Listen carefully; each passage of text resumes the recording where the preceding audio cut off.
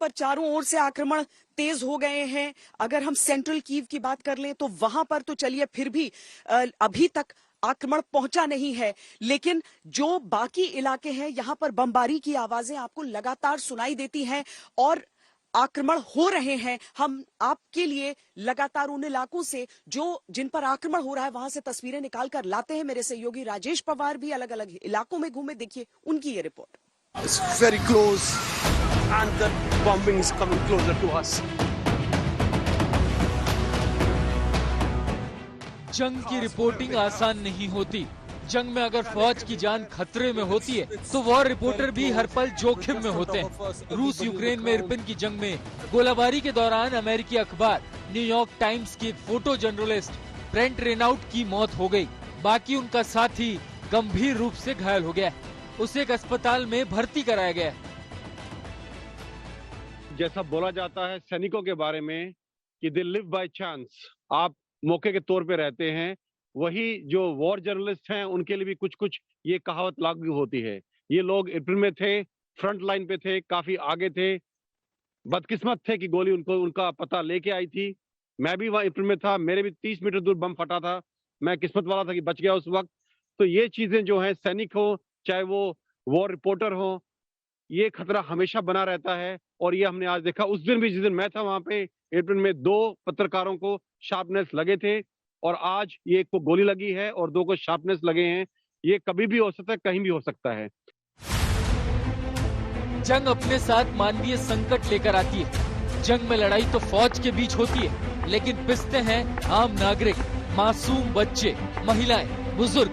19 दिन के जंग के दौरान अब तक 1.25 लाख लोग यूक्रेन के ह्यूमैनिटेरियन कॉरिडोर से निकाले जा चुके हैं। UNHCR वो इस पूरी मुहिम में पिछले 10 दिन से लगा हुआ है। काफी डोनेशंस आ रहे हैं और काफी ग्रांट्स उसके लिए सैंक्शन हुए हैं। जितने भी रिफ्यूजीज के लिए शेल्टर, होम वहां बनाए जा रहे हैं, खाना पीना, उनकी रिहाइश, उनका मेडिसिन, हर चीज के ग्रांट अभी United Nations high commission for refugees के थ्रू आ रहे हैं। चाहे वो पोलैंड में हो, हंगरी में हो, स्लोवाकिया में हो, मोल्डोवा में हो, हर जगह वो इसमें ऑलरेडी इन्वॉल्व है। जहां तक शहरों के इवैक्यूएट करने का सवाल है, कल मैंने ब्रोवरी से रिपोर्ट किया था कि बड़ी बड़ी कतारें गाड़ियों की थी, लोग छोड़ के निकल रहे हैं। क्योंकि जब बमबारी आपके बिल्कुल घर के ऊपर आ जाती है तो लोग, हमने इरपिन में भी देखा कैसे छोड़ छोड़ के जा रहे थे। लेकिन मैं ये मानता हूं अभी भी कि जो मूव है रशियन आर्मी का कीव के चारों तरफ, वो स्लो है थोड़ा। देखिए हम कितने दिन से रिपोर्ट कर रहे हैं, इरपिन से और ब्रोवरी से कितना मूवमेंट हुआ है। 2 किलोमीटर इरपिन में, 2 किलोमीटर और ब्रोवरी में जो 2-3 किलोमीटर अंदर आए थे वो भी वापस धकेल दिया गया है। तो जो मूव है अभी रशियन आर्मी का, वो स्टंटेड हो गया है। रूस पर इल्जाम लग रहा है कि वो यूक्रेन की विरासत को भी नष्ट कर रहा है। हालांकि आज तक ने जब बाबनेरिया मेमोरियल का जायजा लिया तो वो फिलहाल अपनी जगह सुरक्षित मौजूद है। मैं इस वक्त बाबन यार मेमोरियल पे हूँ। बाबन यार मेमोरियल ये जो द्वितीय विश्व युद्ध में नाजियों के द्वारा जो यहूदी लोग मारे गए थे, यहाँ लाखों की संख्या में, जो कि कीव की पॉपुलेशन का लगभग 18% से उन यहूदी लोगों को, ज्यूज को यहाँ मार दिया गया था नाजियों के द्वारा। मास मर्डर हुआ था, सामूहिक तौर पर उनकी हत्या हुई थी। ये जो मेमोरियल है ये उसकी यादगार में बनाया गया है। अभी कुछ दिन पहले खबर आई थी कि रूस की एक मिसाइल का स्ट्राइक, यहाँ मिसाइल यहाँ गिरी है और यूक्रेन ने रूस के ऊपर एक इल्जाम लगाया था कि रूस इस वक्त ऐतिहासिक बिल्डिंगों को, ऐतिहासिक धरोहरों को निशाना बना रहा है। मैं इस वक्त यहाँ बाबन यार में हूँ, कीव के अंदर। हमें यहाँ आसपास ऐसा कोई भी प्रमाण नहीं मिल रहा कि इसके ऊपर कोई मिसाइल गिरी हो या इसके ऊपर किसी प्रकार का हमला हुआ हो। ये मेमोरियल पीढ़ी दर पीढ़ी युद्ध के दर्द को बयां करता है। काश जंग करने वाले हुक्मरान अतीत से सीख ले पाते। कीव से राजेश पवार के साथ आज तक ब्यूरो।